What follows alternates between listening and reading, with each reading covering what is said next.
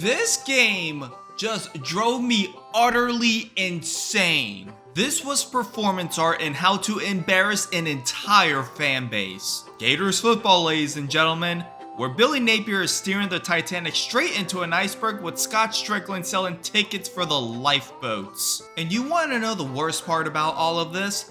Florida could have won this game. Early on, they looked strong.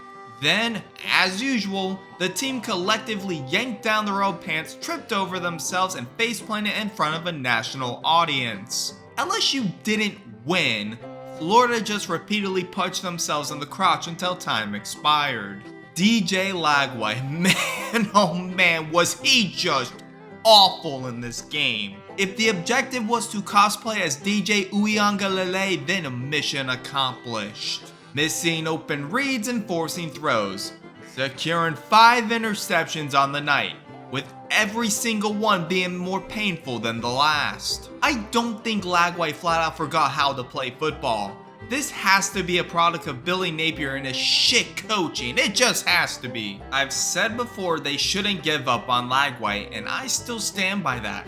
But did it ever once cross Napier's mind to toss in Tremel Jones Jr. for a series? Just to stop the bleeding? Or maybe, wild idea, actually use Jaden Ball more than once every lunar eclipse? At this point, you have to wonder if Napier even wants to win.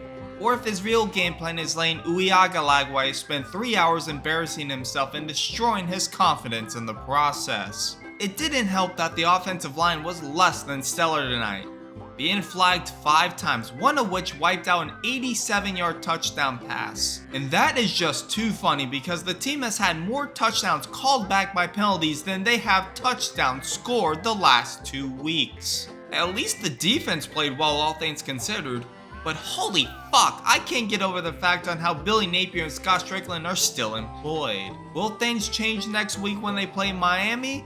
Probably not, but there is only one way to find out.